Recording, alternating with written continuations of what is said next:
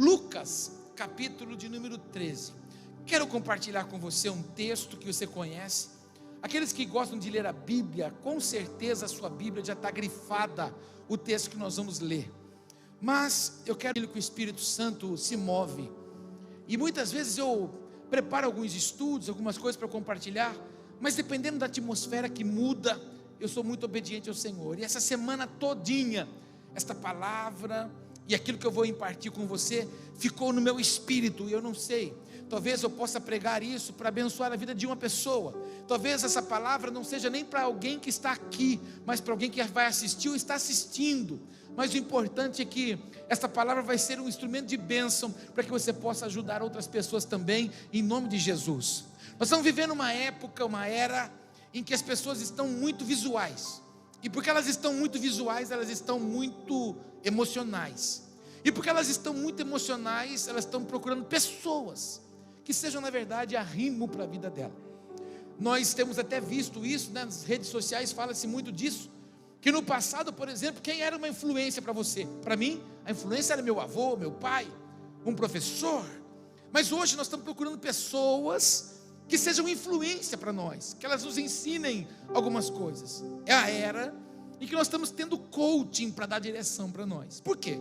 Porque estamos cada vez mais emocionais, estamos cada vez mais vazios de algumas coisas, estamos muito terra, estamos olhando para muitas coisas que são naturais e abandonando o que é divino. E nós sabemos que o Senhor criou os céus e a terra, ou seja, a terra necessita daquilo que é celestial. O Senhor não criou a terra, depois criou o céu. O Senhor criou o céu, depois criou a terra. Então isso significa aquilo que o salmista diz: elevo meus olhos para os montes, de onde me virá o socorro? O socorro vem da onde? Do céu. Então onde os nossos olhos têm que estar? No céu. Mas nós, emocionais, como muitas vezes somos, e temos essa facilidade de absorver sentimentos. Não sei se você percebeu, mas nós estamos vivendo uma geração de gente melindrosa. Gente que não sabe lidar com o não, gente que não sabe lidar com a reprovação, gente que não sabe lidar com o virar das costas das pessoas, gente que não sabe lidar com a depreciação das pessoas, gente que não sabe lidar com a crítica. E as pessoas se tornam cada vez mais emocionais, então em vez dela avançar, ela se esconde. E com isso ela começa a carregar pesos. Eu quero ministrar uma palavra hoje aqui, se eu pudesse pôr um tema nela hoje, seria aliviando a carga. Alguém vai sair daqui hoje aliviado em nome de Jesus. Diga para o irmão do seu lado, se for você, diga para ele: você vai sair daqui hoje aliviado. E tem algumas coisas que eu gostaria muito de falar, mas eu não posso falar. E por que você não pode falar? Porque ainda alguns não têm capacidade de absorver, e você vai se doer se eu falar o que eu desejo falar, o que eu precisava falar. Mas o que eu preciso que você entenda é que os meus olhos e o seu não pode estar em outro lugar que não seja o Senhor. E infelizmente, eu volto a insistir, existem muitas pessoas que estão fazendo arrimo nos homens, estão fazendo arrimo nas coisas da terra, e estão deixando de se agarrar nas coisas que são do céu. Eu quero que você entenda, eu conto isso sempre. Quando Deus me chamou para o ministério em tempo integral, foi uma decisão muito difícil para mim. Por quê? Porque eu estava apegado nas coisas que são terrenas, nas coisas que são humanas, na segurança dos homens. E qual é a segurança dos homens? Profissão, emprego, status, recursos, dinheiro, salário. Eu tinha o meu salário garantido, eu fazia ele. Eu tinha essa capacidade de correr atrás dos meus clientes. E naquilo que faturava trazia recurso. Então isso me dava o quê? Me dava uma posição bancária. A posição bancária me dava o quê? Um status no limite. Me dava uma posição nos cartões. Então isso me dava segurança. E quando Deus me chamou em tempo integral, Deus me tratou aonde? Na área da minha dependência. E o Senhor quis me ensinar o quê? Para você viver, Paulo, algo sobrenatural, você não pode viver no patamar dos homens. Você precisa viver na minha atmosfera, na minha dimensão. Na minha dimensão é a dimensão celestial. Você tem que viver de providência e de provisão. Eu estou profetizando na vida de alguém. Deus vai tirar você da dependência dos homens e vai levar você na provisão de Deus, na dimensão celestial, em nome de Jesus. Profetiza sobre o teu irmão. Diga: Deus vai tirar você da dimensão dos homens, da dependência dos homens, e vai levar você na provisão de Deus. E qual foi a palavra que Deus me disse? Deus me disse: Paulo, vai lá, onde você trabalha, vai lá e entrega a sua função. Já contei isso aqui várias vezes. Eu disse: Senhor, mas como? Vai lá e entrega tudo. E foi no melhor momento financeiro que eu estava. Meu último salário em 2007, quando eu abandonei minhas funções, foi R$8.000 em 2007. Se eu estivesse trabalhando hoje, eu deveria estar ganhando uns R$35.000 por mês, porque eu cuidava das melhores contas, as melhores produções de embalagens da empresa que eu trabalhava na época, era eu que cuidava. Então Deus me disse: vai lá e devolve, mas vai lá e devolve tudo, não coloca ninguém no seu lugar, porque eu poderia muito bem ter pegado alguém, colocado como um preposto: cuida para mim, a gente vai partir a nossa comissão. Não, Deus me disse: devolve tudo. Tanto é que quando eu cheguei lá, a empresa pensou que eu estava indo para a concorrência, porque eu entreguei a carteira e disse: liga para os clientes e diz lá que eu não estou mais na empresa, e que agora vocês vão cuidar disso. Saí de lá com uma mão na frente e outra atrás, porque eu não tinha mais o que receber, porque eu já não era mais funcionário, eu já era um prestador de serviço, então eu não tinha mais acerto nenhum.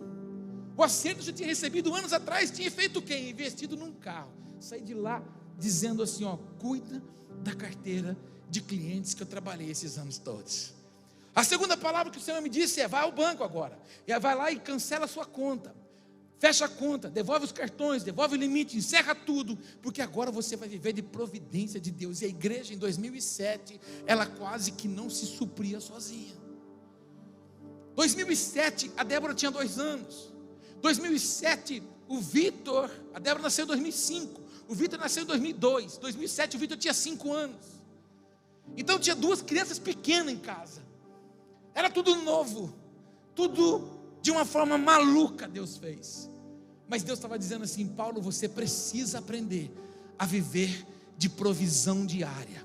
Você precisa aprender a viver do sustento que eu vou trazer sobre a sua casa. Se eu sustentava Elias no deserto, eu vou sustentar você em Jaú. Eu confesso para você que foi muito difícil tirar os olhos das coisas dos homens. Teve dia que me deu desespero, teve dias que me deu angústia, porque parecia que Deus havia abandonado e que havia sido mentira o que eu ouvi. Não foi Deus que falou comigo, foi Satanás que me enganou, porque não é possível. Porque tinha dia que parecia que não tinha nada, de fato não tinha. Não tinha nem dinheiro para pagar contas muitas vezes. Tinha que pegar moeda e trocar na venda, que minha mãe trocava na vendinha para mim o dinheiro, para poder pagar as contas. Mas amado, quando eu conto isso para você, parece que eu volto lá em 2007, e eu olho para isso tudo e vejo, em 2023, 16 anos depois, eu vejo como Deus cuidou de mim em todas as coisas. Cuidou de mim, cuidou da minha casa, cuidou da minha família, cuidou da igreja, e pelo contrário, em vez da igreja diminuir, Ele fez com que a igreja expandisse cada vez mais. Existem algumas pessoas que olham para mim, olham para o nosso ministério e falam: meu Deus, como é que consegue isso? Como é que consegue bancar essa estrutura toda? Eu confesso para você que eu também não sei. Quando chega no final do mês, eu não consigo também entender quanto que a gente consegue fazer, mas eu sei que aquela renúncia, mas eu sei que aquela obediência tem rendido coisas extraordinárias. E sabe aonde eu me amparo? Eu me amparo que aquilo que os meus olhos não viram, os meus ouvidos não ouviram, e nem chegou a intenção do meu coração, como está escrito na palavra de Deus, o Senhor preparou para aqueles que Ele ama. Então, se nós temos visto e provado isso que está diante de nós, imagino que já não está por vir. Eu quero, em nome de Jesus, encorajar você hoje a levantar os seus olhos para o céu, principalmente você que tem dificuldade de lidar com as suas finanças, você que não tem coragem de entregar o seu dízimo e a sua oferta. Eu quero desafiar você a ser fiel ao Senhor e você depender de Deus em todas as coisas, e você vai ver Deus fazendo coisas extraordinárias em e através de você, porque primeiro Deus faz para depois fazer através de você. Então, quando eu converso com pessoas hoje para encorajá-las, eu tenho autoridade para isso. Por quê? Porque Deus me fez trilhar no caminho da dependência. Eu sei o que é não ter hoje, mas eu sei o que é ser suprido amanhã, porque Deus provê para hoje o de hoje, e o de amanhã para amanhã. Diga para o teu irmão: Deus provê para hoje, e para amanhã, amanhã. E porque tem gente que não sabe lidar com isso, vive de que forma? Prostrada, vive aprisionada, vive no cativeiro. Ela acorda e dorme, acorda, anda e dorme, como se tivesse num excesso de peso sobre ela. O texto que nós vamos ler aqui de Lucas 13 é da mulher que viveu 18 anos encurvada. Aonde? Dentro da igreja. Vamos para o texto. Lucas 13, verso 10. Certo sábado, Jesus estava ensinando numa das sinagogas, e ali estava uma mulher que tinha um espírito que a mantinha doente havia 18 anos. Ela andava de que forma? Encurvada.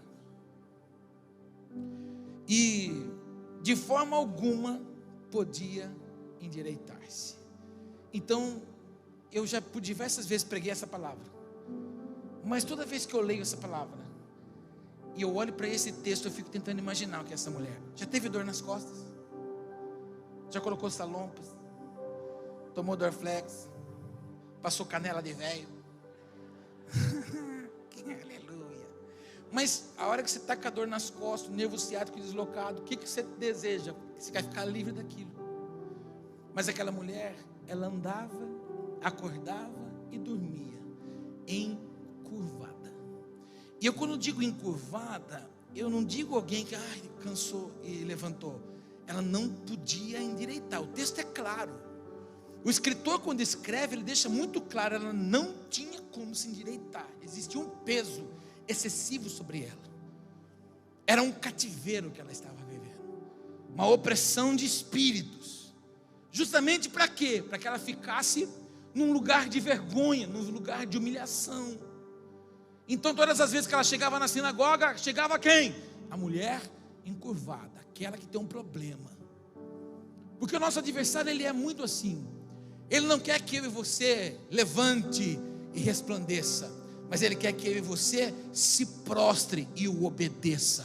Mas você não nasceu para obedecer a ele, você nasceu para obedecer ao Senhor.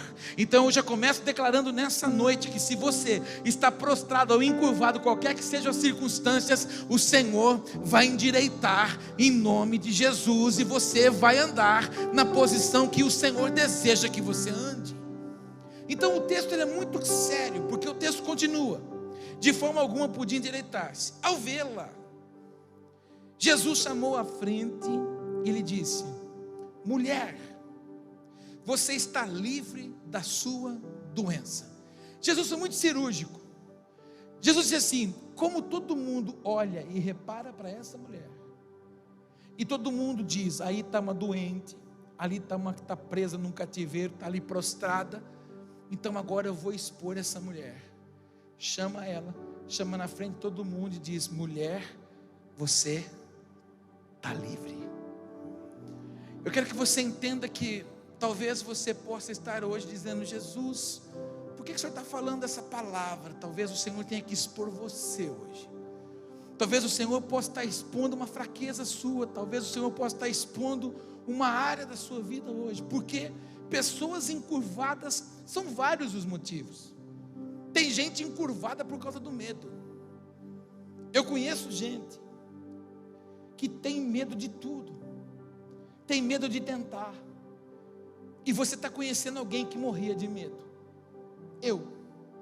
Porque eu sempre fui gordo, fora da caixa, fora de forma. Já contei para você que eu sempre tive problema com roupa, mas mais do que isso, nunca quis nadar, porque gordo não gosta de mostrar as barrigas, que ele é fora de forma. E um dia mais você falou assim: Paulo, você precisa ir para a piscina, porque os filhos estão crescendo. Vai chegar uma hora que eles vão falar: pai, quero nadar, e você vai ficar parecendo coqueiro. Então vai. Eu disse para ela: não consigo mais, até para tomar banho eu tampo o nariz, tenho medo de morrer afogado. Ela falou: vai lá, homem, vai lá. Aí ela marcou um horário para mim, por causa do trabalho. Ela marcou 5 da manhã. Foi. Pensa eu acordando 5 da manhã, motivado para ir para a piscina, medroso. Já fui com medo. Não tinha nem sunga, fui com uma bermuda. Minha bermuda parecia uma calça comprida. Cheguei lá, me vesti, o cara falou, entra na água. Eu falei assim, rapaz, você é louco. Ele falou, o que você sabe fazer? Eu falei assim, deixa eu entrar. Entrei, coloquei a mão nas bordas assim, falei, isso eu sei fazer. Sei ficar escorado aqui. E quando ele disse para mim, você vai aprender agora a respirar, enfia, puxa o ar, enfia o rosto, solta lá dentro. Irmão, eu quase bebi água da piscina. Saí de lá, boiando. Mas parecia uma vitória para mim. Isso aconteceu uns 8 meses, 10 meses.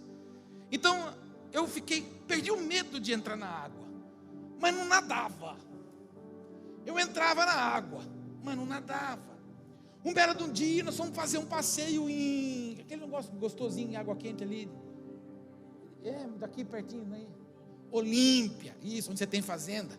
Então, ali. E aí nós fomos. E aí meus filhos falaram assim, você é covarde, pai, você é covarde, pai, você é covarde, você não vai no negócio de água com nós. Eu falei, mas eu já vim aqui, deixa eu quieto aqui. Deixa eu com os meus medos aqui. Olha só, escondendo. Deixa eu com os meus medos. O Vitor falou assim, eu duvido você ir naquela boia comigo, pai. Eu falei, não vou, filha, não vou. A Débora, um pouquinho mais jeitosa, falou, pai, vai nessa montanha russa aqui comigo. Eu vou na frente, você vai atrás na boia, pai. Eu falei, tá bom, filha. Montei na boia. Aquele negócio, você já foi lá também? E aquele negócio, mas eu gritava, irmão, mas eu extravasava, beleza. Aí eu fiquei corajoso. Aí eu falei pro Vitor, vamos lá, Vitor, vou lá. E peguei a boia e comecei a subir, mas pinça.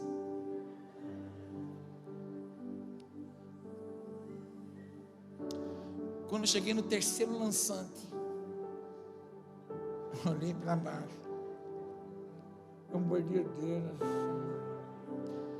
Eu falei, Jesus, a minha vontade é voltar. Mas se eu voltar, eles não vão falar que eu sou covarde. Aí eu já fico imaginando, então agora eu vou encarar. Subi, mais os 2 lançando. Cheguei lá naquela torre, lá em cima, catei a boia. E eu via todo mundo feliz da vida. Eu falei, também vou. Eu olhei para o Vitor e falei assim, filho, eu vou atrás. Só que você vai de boa. Você não faz arte com o pai. Não, pai. Imagina. Acabamos de sair. Entra num túnelzinho, né? E o Vitor, escandaloso pra caramba. O Vitor começou a se mexer. Irmão, demos um pinote na boia. Caiu a boia, irmão. Saímos da boia. E eu fiquei se batendo naquele túnel. E eu tentando achar a boia, catei na alça da boia. Cadê você, Vitor? E o Vitor rachando de rir. Irmão do céu, quando eu vejo lá embaixo a Débora filmando nós. A hora que eu saí de lá, irmão, eu fiquei uns 3 dias azul. De tanto que eu balancei naquele túnel, fiquei tudo azul, azul, azul, azul, azul, azul, azul, azul. O medo, ele é um cativeiro, ele é aprisionador. Por causa do medo, eu passei vergonha. Por causa do medo, eu não desfrutei de coisas extraordinárias que Deus me proporcionou. Por causa do medo, eu não pude passar na infância dos meus filhos alguns momentos na água por causa do medo. E eu estou falando com gente que tem medo de coisa mais simples do que essa. Você tem medo de tentar. Você tem medo de pensar que é com você. Você tem medo de acreditar naquilo que Deus falou para você. Deus já falou coisas com você no culto. Você tem medo de acreditar nessa palavra por causa do medo. Eu conheço gente que começou 2023 dizendo assim, Senhor, é o ano, mas você já botou a mão num monte de coisa esse ano e não deu sequência por causa do medo. Porque sempre vem alguém que fala para você que não vai dar certo ou que não deu certo e desencoraja você, e o medo aprisiona você, te mantém curvado, prostrado, como eu. Hoje eu vou nadar 2 vezes por semana. Eu entro na piscina, mergulho, nado. Tenho até pé de pato hoje, aleluia. venci a barreira do medo para a glória de Deus, e com 50 anos estou desfrutando de coisas que o medo não me deixou desfrutar quando eu tinha 25. Mas em nome de Jesus, se você tem medo de alguma coisa, eu quero declarar que você não vai viver mais curvado por causa dele. O Senhor vai expor você hoje e você vai vencer o medo em nome de Jesus. Profetiza no teu irmão: o medo vai ser vencido hoje. Tem gente que está curvada porque sofreu abusos, abuso físico, abuso sexual, abuso emocional, e por causa disso você se sentiu o ser mais imprestável da terra, e por causa disso você nunca quis pôr a mão para fazer nada, porque o abuso fez você se sentir um ser imprestável, curvado.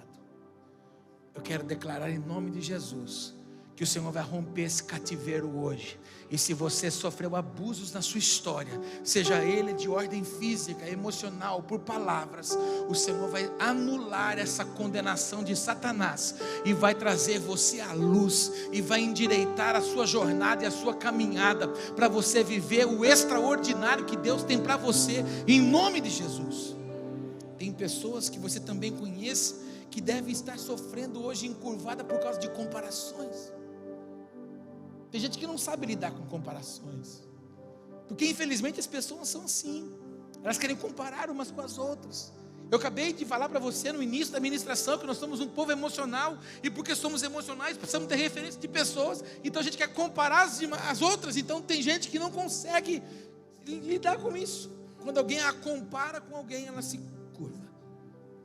Em nome de Jesus, que você seja grato a Deus por aquilo que você possui, com as habilidades que você tem. Você é um ser único, Deus fez você com habilidades, então não tenha medo, nem se prostre quando as pessoas compararem você. Você tem as suas qualidades.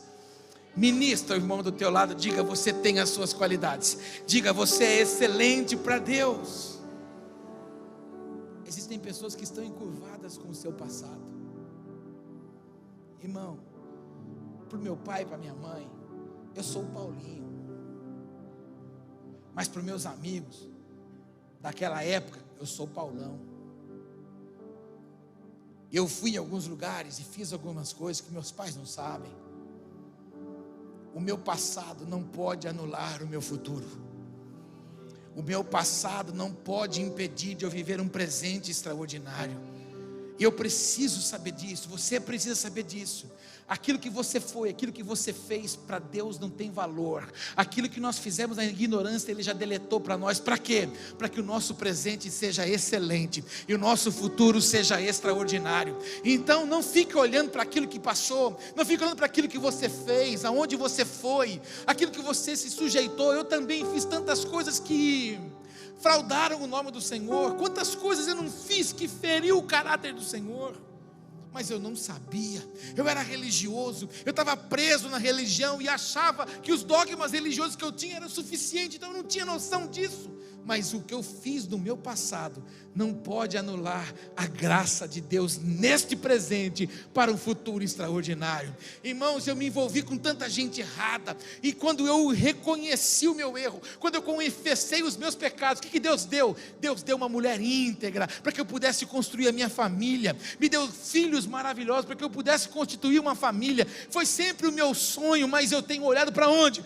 Para o futuro excelente que Ele tem para mim. O meu alvo agora é casar os meus filhos, é ver os meus netos crescerem. Esse é o meu propósito, mas eu não quero olhar para aquilo que eu fiz lá atrás. Então, em nome de Jesus, abandona todo o sentimento do seu passado.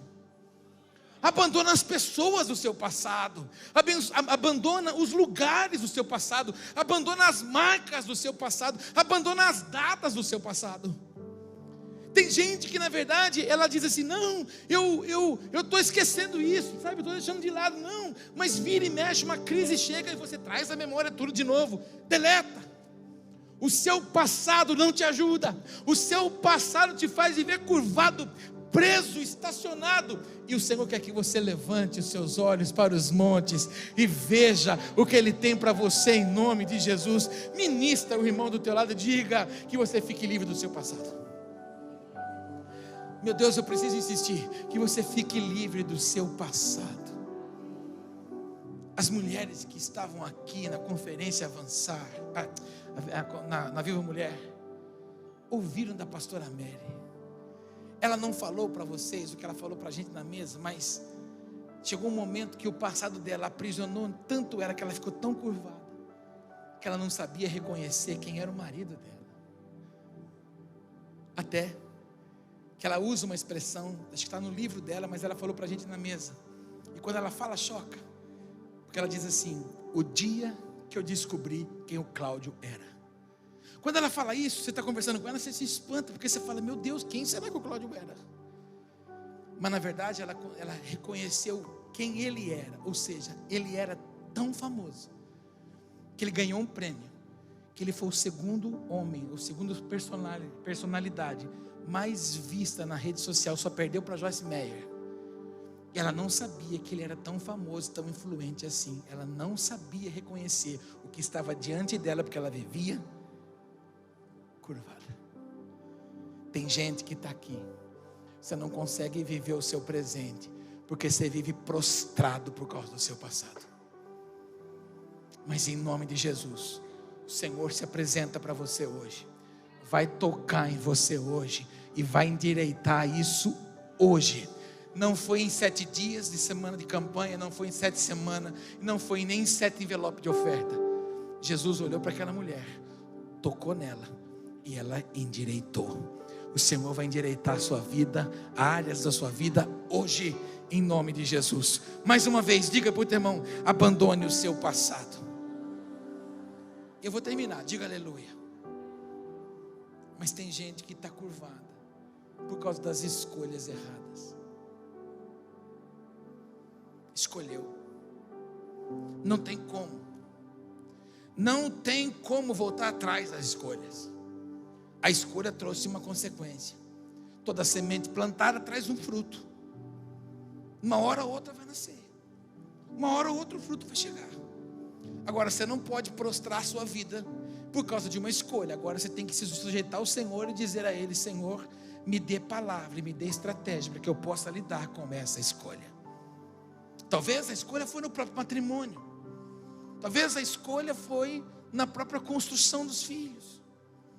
E por causa disso você agora precisa entender e compreender, mas não pode mais ficar prostrado, não pode ficar mais se sujeitando a esse sentimento. Você tem que levantar e avançar para aquilo que Deus tem para você, em nome de Jesus. Poderia falar tantas outras coisas, o pecado que tem feito pessoas ficar prostradas. E eu preciso te contar uma coisa: o dia que o pecado for maior que Jesus, você não entendeu quem Jesus é. Porque o dia que um vício tiver mais valor para você do que Jesus, você não entendeu quem Jesus é ainda. Porque se Jesus é tudo, o vício que me prende, o pecado que me prende, não pode ser maior que Jesus. Se Jesus é tudo, o vício não é nada. Se Jesus é tudo que eu preciso, o vício não me faz bem, contamina meu corpo, anula-me do propósito de Deus. Então eu preciso anular isso da minha vida. Eu olho para você, você vê minha carinha de bebezinho Johnson, não é? Né? Menininho bom, de família boa. Mas irmão, eu fazia coisas nas noites. Eu morei um período sozinho da minha vida. Eu cheguei a subir os 4 andares do prédiozinho que eu morava, de 4 pés, parecendo um cachorro, de tão bêbado, de tão embriagado. Tinha um boteco que eu frequentava, em Bebedouro, onde eu morava. Aí eu comecei a ir na igreja. Você acha que lá na porta do boteco tinha um anjo com espada de fogo desembainhada, e toda vez que eu passava lá na frente, o anjo falava assim: é daqui, Paulo. Era assim? Não. Toda vez que eu passava na frente do boteco, o Satanás falava assim: entra no boteco, Paulo. Paulo, aí é o seu lugar, é para o boteco. As mulheres que eu me envolvia, você acha que o Senhor fechou os meus olhos, me cegou e não me deixava mais vê-las? Não. O dia que eu entendi quem Jesus era, e que Jesus era tudo, então eu disse: me envolver com essas mulheres não me traz nada, nenhum benefício, e estar nesses bares também não vai estar trazendo nenhum benefício, e muito menos estando na roda com esses caras. Fui eu que escolhi, porque eu entendi quem Jesus era. Eu oro nessa noite para que Ele toque você também. e você seja endireitado. Olha para o texto para a gente acabar de ler. Então lhe impôs as mãos, e imediatamente ela se endireitou e passou a fazer o quê? Glorificar a Deus, louvar a Deus. Indignado porque Jesus havia curado no sábado, o dirigente da sinagoga disse ao povo: há 6 dias em que se deve trabalhar, venham para ser curados nesses dias e não no sábado. O Senhor lhe respondeu: hipócritas, cada um de vocês não desamarra no sábado o seu boi, ou o jumento do estábulo e o leva dali para lhe dar água? Então essa mulher, uma filha de Abraão, a quem Satanás mantinha presa por 18 longos anos, não deveria no dia de sábado ser libertada daquilo que aprendia? Tendo dito isso, todos os seus oponentes ficaram envergonhados, mas o povo se alegrava com todas as maravilhas que ele estava fazendo. Ventos de avivamento é esta palavra que eu quero impartir sobre você. Ele vai endireitar hoje o que precisa ser endireitado. Ele vai quebrar as algemas que estavam te aprisionando. Ele vai destruir as amarras que estavam te limitando. Ele vai abrir as portas de bronze que estavam impedindo você de acessar o que é extraordinário. Você pode ficar em pé, por favor?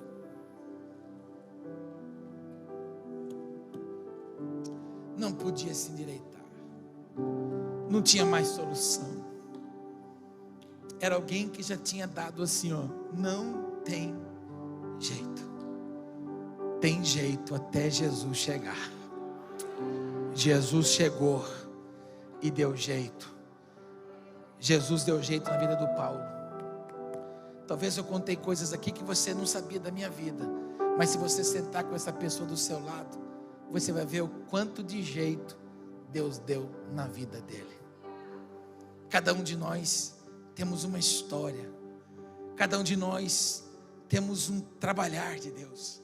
Cada um de nós temos uma área que o Senhor tocou, agiu, restaurou. Só que infelizmente com o passar dos anos, e é isso que é um problema, com o passar dos anos a gente se habitua à nossa vida. A gente acaba esquecendo e anulando a autoridade que a gente possui em Deus. E a gente vai se prostrando e se curvando para as coisas. Vamos nos tornando pessoas emocionais. E com isso vamos esquecendo a autoridade que possuímos. Que você se endireite hoje. Que você permita que Jesus toque em você. Que você tenha coragem de dizer para Ele hoje: Jesus, essa área aqui eu tenho dificuldade, ó. Essa área aqui eu sou frágil ainda. Essa área aqui não está trabalhada. Não tive coragem de entregar ao Senhor. Porque você é uma pessoa linda. Elogia quem está perto. Fala, você é uma pessoa linda. Linda. E entre nós que somos casados, eu falo entre nós porque eu sou casado, a gente tem essa mania de falar assim, ó: conheço minha mulher. Conhece o quê? Porque eu conheço meu marido só de olhar. Você conhece o que ele permite. Você conhece o que ela permite. No externo, porque dentro só o Pai sabe. E muitos de nós vivemos de pura aparência. Estamos em frangalho, arrebentados por dentro, mas nós queremos nos mostrar fortes, porque nós somos crentes. E uma das coisas que a gente tem dificuldade é de reconhecer a fraqueza, de reconhecer: sou fraco, está doendo aqui. Eu aprendi quando me converti. Os meus pais na fé lá atrás me disseram que crente não podia chorar no dia do luto. Crente quando vai em velório não pode chorar. Como não? É luto, é perda, é separação, doeu. E aquilo que você não chora, aquilo que você não põe para fora, aquilo que você não joga fora, vira uma enfermidade dentro. Por isso nós temos muita gente doente. Porque aquilo que não é confessado consome-se por dentro. O salmista disse isso: enquanto eu me calei, os meus ossos se secaram. Ele cantou isso. Salmo 73, o Asaf disse: azedou o meu coração, sinto picadas no meu rim. O rim é o filtro das emoções. E nós temos tanta gente presa com cólica de rim, porque não sabe filtrar suas emoções, não sabe lidar com elas. E uma das coisas que a gente precisa aprender é dizer: Deus, dói aqui, essa área dói, esse lugar dói, esse lugar eu sou fraco, esse lugar aqui eu não consigo lidar, esse lugar aqui ainda eu não consigo sair. Quero que você entenda que é uma noite de renovação. Talvez Ele só está esperando você autorizar. Deixa eu tocar, que eu vou restaurar. Deixa eu tocar, que eu vou endireitar. Então curve sua cabeça onde você está. Vamos orar. Pai, te damos graças nessa noite por aquilo que o Senhor tem feito em nós, por nós, e deseja fazer através de nós. Eu sei, Senhor, que este povo aqui é o exército forte que nós ouvimos do Senhor na semana passada. É o exército de salvação que o Senhor está enviando para as ruas da cidade de Jaú. Mas, Senhor, hoje o Senhor está chamando esse exército. Apresente-se, conte as suas fraquezas, aponte aonde você não tem habilidade ainda, para que eu possa te endireitar. O Senhor está te chamando para uma noite de renovação. O Senhor está te chamando para uma noite de restauração. Ele está te chamando para derramar algo novo sobre a sua vida. Ele deseja fazer tudo novo como fez na vida desta mulher. 18 anos dentro da igreja, 18 anos dentro da sinagoga, 18 anos carregando a palavra, mas não tinha autoridade para lidar com a palavra. Senhor, em nome de Jesus, endireita este povo, endireita esses homens e mulheres. Se havia aqui no nosso meio alguém que nos assiste, que estava prostrado, Senhor, em nome de Jesus, toca nele, toca nela, como foi com essa mulher. O Senhor tocou nela e ela endireitou. O Senhor tocou nela e o cativeiro foi desfeito. Senhor, há homens e mulheres que confessam hoje aqui a sua fraqueza, a sua dependência, confessam para o Senhor dizendo: Pai, eu estou curvado aqui, eu estou prostrado aqui, mas eu quero me levantar. Senhor, ajuda este homem, ajuda essa mulher e faz tudo novo na vida dele, tudo novo na vida dela. Enquanto eles oram, nós te adoramos. Enquanto eles oram, nós celebramos o teu nome.